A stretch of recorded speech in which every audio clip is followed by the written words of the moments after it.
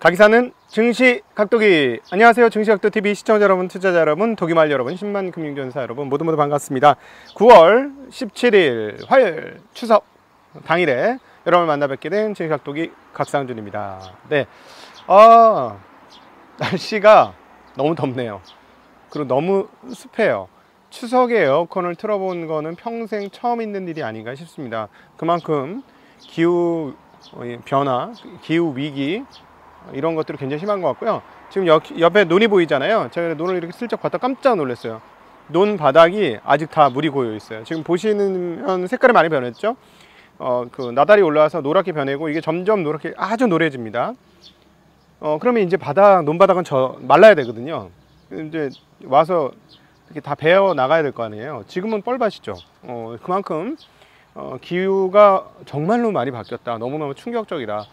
이러면 열심히 우리가 시장에서 돈을 벌어가지고 나무 심고 이런 거에 조금 해도 아무 변화는 없겠지만 그래도 해야 될 것 같은데 돈을 못 벌어서 큰일인데, 미국 시장에서 오늘 질이 많이 변화됐습니다. 이 부분이 오늘 굉장히 주목되는 부분이고요. 채권 시장 입장에서는 시장이 어떻게 변화될 것인지에 대한 가격 매김을 상당히 하고 있고, 그 다음에 이것들이 환율 시장에서도 굉장히 큰 변화를 일으키고 있어서 제가 이제 관심 있는 거는 동아시아권에서 과연 어떤 모습을 보여주게 될지, 이런 부분들이 굉장히 재미난 상황이라고 하겠습니다.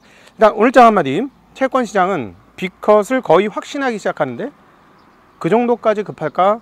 아님 대선 때문일까?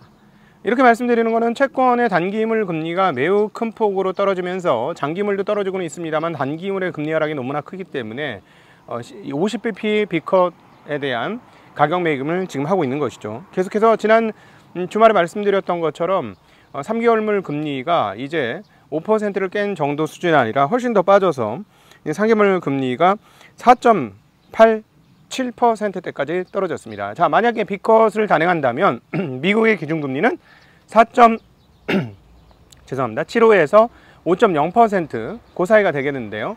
그러면은 그 3개월물은 어떻게 돼야 되죠? 대략 그 중간값, 그리고 다음에 금리를 내려갈 거라고 생각하면 그 하단 쪽에 거주하고 있어야 되겠죠. 그러면은 4.75에서 5.0이면 그 다음에 또다시 금리를 내린다 한다면 4.75 근처까지 금리가 내려가 있는 게 정상이 되겠죠. 그런데 지금은 어디입니까? 5.25에서 5.50의 사이인데 현재 벌써 금리가 4.8대까지 떨어졌습니다. 이것은 금리를 25bp 내렸을 때 나타날 수 있는 가격은 아닌 것 같습니다. 초단기물 3개월물이기 때문에 다음번 이번 달 말고 11월 달 것까지 금리를 인하 내릴 것을 지금 먼저 반영한다는 건 좀 애매하죠. 왜냐하면 그때는 이미 지금 신규로 발행한 게 거의 만기가 되기 때문에 콜 금리보다도 낮은 금리로 계속 유지가 되는 거라서 앞뒤가 안 맞아요. 그래서 이거는 뭔가 이상하다. 근데 관련된 내용들이 오늘 많이 나왔습니다. 그것 하나 살펴보도록 하죠. 일단 그 정치권에서 금리 인하 요구가 있습니다. 예, 죄송해요. 민주당의 엘리자베스 워런, 셀던 화이트하우스 존 하켄루프 상원의원이 75bp 금리 인하해야 한다는 요청을 하였습니다. 그리고 샴의 법칙으로 유명한 클라우디아 샴 연준 전 이코노미스트도 이 얘기를 했습니다. 50bp 인하해야 된다라는 이야기를 했는데요. 무조건 이렇게 한 게 아니라 역시 학자답게 데이터에 근거해서 얘기를 합니다. 인플레이션 지표만으로는 25bp 인하가 적절하다. 근데 고용시장 악화에 대비해서 50bp 인하를 시작해야 한다, 이런 얘기를 하고 있습니다.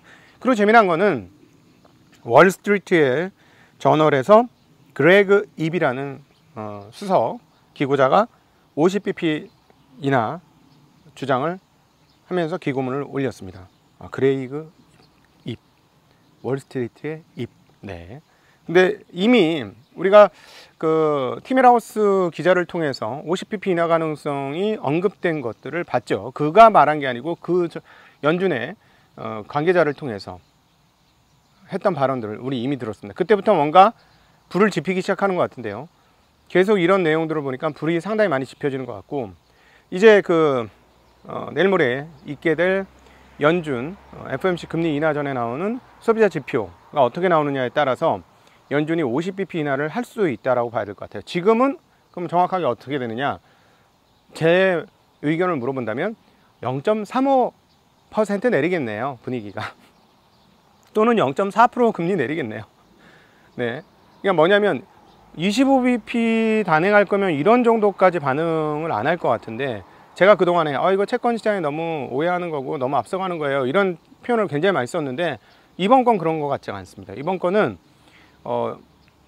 분명히 뭔가가 계속 시그널이 나오고 있고요, FOMC에서부터. 그래서 제가 지지난주부터 토요일날 분위기가 바뀌었네요.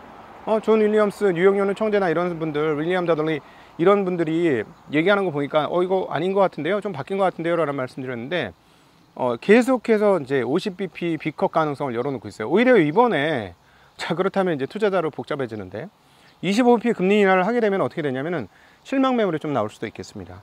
그거는 감안을 해야 될 거고, 그날 이제 한국 시장은 새로 시작이 되네요. 만약에 25bp 하게 되면 단기적으로 약간 특별히 채권에서는 한번 패닉이 세게 나올 것 같습니다. 만약에 그렇게 된다면, 25bp 된다면. 50bp 된다면 그냥 이미 채권시장 반영을 다 했으니까 그냥 그럴 것 같고요. 주식시장이 애매합니다. 주식시장은 25bp 인하는 이미 다 써먹었는데 50bp 인하를 어떻게 할 것이냐. 그러면 이제 금리를 본격적으로 내려주니까 좋아지는 걸까? 자, 이러면 여기서 이제 대선 음모론을 땡겨와야 되는 건데요. 대선 음모론을 땡겨온다면은 지금 여기서부터 고용이 회복되어야만, 지금부터 회복돼야만 9월, 10월, 11월 대선까지 딱 어떻게 뭐가 딱딱딱 톱니바퀴가 맞아 들어가죠? 대선만을 위한다면 50bp 인하가 가능하겠는걸? 그리고 재무부 장관이 다른 사람도 아니고 전 의장인데 이렇게 얘기하겠지. 설득을 하겠지. 파월의장, 미스터 파월, 지금 고용 아주 안 좋아요. 고용 이거 여기서 훨씬 더 떨어져요. 큰일 나요. 알잖아요. 이렇게 얘기할 것 같은 느낌이 막 드네요. 네, 과연 어떻게 될지 재미난 대목입니다. 그리고 이제 시장에 큰 영향을 결과적으로 미치지 않았으면 또 깜짝 놀랄 뉴스가 나왔는데요. 트럼프 2차 암살 시도가 있었다고 합니다. 플로리다주 웨스터 팜비치의 본인 소유 골프장에서 트럼프가 라운딩을 하고 있어요. 대단해. 선거 유세 기간 중에 골프를 정말 미국적인 삶인가? 네, 자신이 소유 골프장입니다. 거기서 총격 사건이 발생을 했는데요.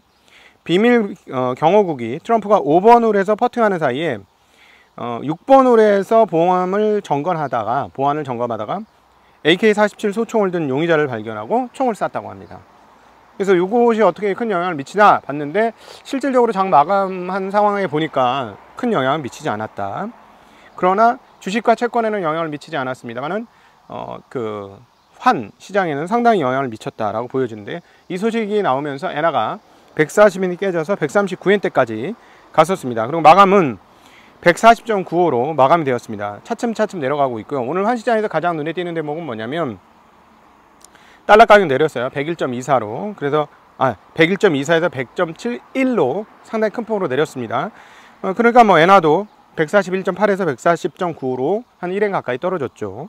유로 달러도 1.107에서 1.112로 유로가 올랐습니다. 자, 그런데 달러원은 어떻게 됐느냐? 1337원에서 1317원으로 갔습니다.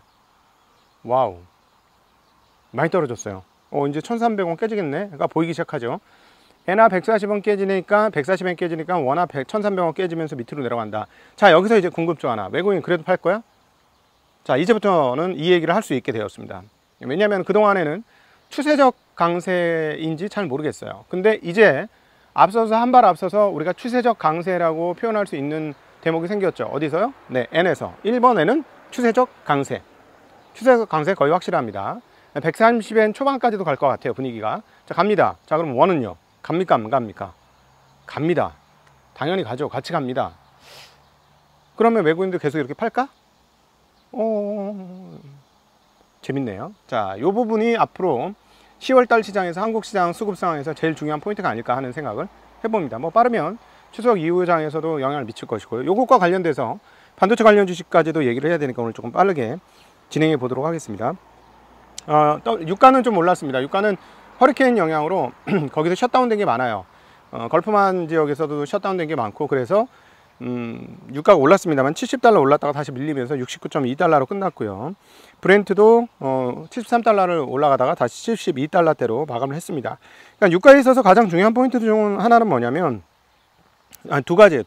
미국 금리 인하를 해서 경기를 활성화시켜 줄 것인가 여부가 하나이고요. 또 하나는 중국 경기 회복이 될 것이냐 여부가 하나입니다.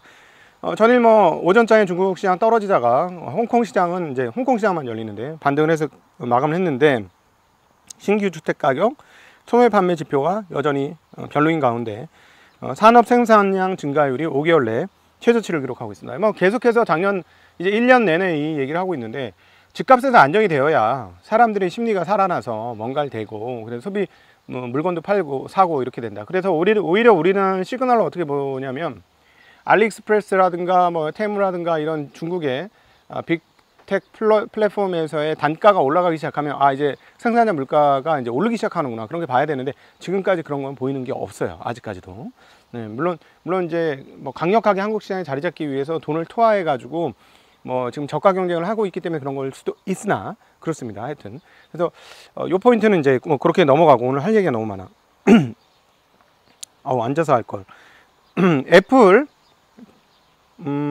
주가가 2%대로 상당히 큰 폭으로 떨어졌습니다. 시가총액 1위 기업이니까요. 2%대 움직이는 건 많이 움직이는 거고요. 아이폰 16 판매가 예전 같지 않을 거다라는 것 때문에 그렇습니다. 이제 막 사전 주문 예약 시작을 했잖아요. 근데 지금 3,700만 대랍니다. 과밍치의 분석에 의하면.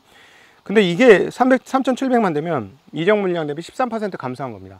자, 여기서 이제 갈등이 때리는데, 제가 보기엔 유저 입장에서는 이번에 바꿀 의향이 더 커질 것 같습니다. 저는 개인적으로 바꾼다면 프로 라인업보다는 일반 라인업의 그 품질 향상도가 훨씬 더 컸기 때문에 저는 일반 라인업으로 이번에는 가고 싶다는 생각이 많이 듭니다. 굳이 프로까지 갈 필요가 있을까 하는 생각이 들어요. 자, 근데 가격을 동결했지 않습니까?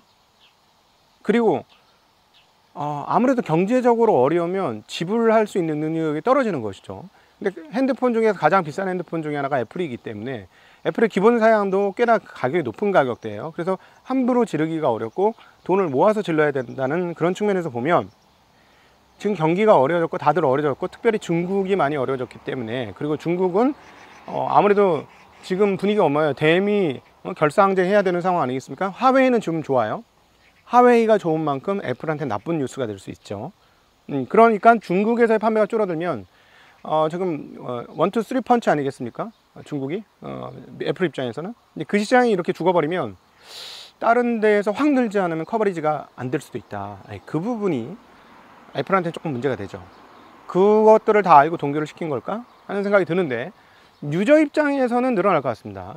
그러니까는 경기가 그래도 그냥 평탄 정도 수준 되는 국가들의 유저들은 바꿀 용의가 상당히 많을 것 같고, 경기가 나쁜 영향을 얼마나 받을 것이냐가 하나의 초점, 중국의 판매가 얼마나 감소할 것이냐가 두 번째 초점이 되겠습니다. 매력은 많아졌어요. 과거에 이전 뭐 14에서 15 올라오는 그런 거보다는 제가 느끼기에는 그렇습니다. 자, 이게 어떻게 될지 잘 봐야 될 것 같고요. 그 다음에 이제 반면에 인텔은 장중에 6%나 상승한 후에 장시간의 폭등, 8% 폭등입니다. 일단 장중에는 군사용 반도체 칩 생산을 위해서 30억 달러의 보조금을 받을 수 있다라는 뉴스로 올랐고요. 그 다음에 뭐 이제 주가가 20달러 깨지니까 구조조정을, 미국은 확실하죠. 주가를 위해서 회사가 존재하는 것 같아. 이렇게 어려워지니까 파운드리 사업부를 강화하기 위해서 별도 법인으로 분리하고, 그다음 프로그래머블 반도체 FPGA, 이 반도체를 알테라 지분을 일부 판매하겠다, 이런 뉴스와 함께 시간에서 8% 폭등하고 있습니다. 오랜만에 그래서 20달러대로 올라가는 그런 흐름들을 보여주고 있고, 지정학적으로 과연 미국이 인텔을 버릴 수 있는가 하는 의문은 계속해서 떠오를 수밖에 없고, 자국 내의 파운드리 기업을 유치를 하고 유지하는 것은 국방 산업과도 관련이 매우 깊지 않을까 하는 생각을 가지고 있기 때문에, 과연 인텔이 다 죽은 형처럼 보이는데 정말로 그렇게 끝까지 갈 것인지는 여전히 의문인 그런 상황이 되겠습니다. 자, 오늘 핵심으로 여러분께 드리고 싶은 이야기는 마이크론 테크놀로지와 마이크론 테크놀로지 적정 주가 이야기를 드리고 싶은데, 시간이 너무 많이 갔으니까 요거는 제가 배도 고프고 해서 밥 먹고 나와서 따로 얘기할게요. 마이크론 테크놀로지가 4%대 급락을 했습니다.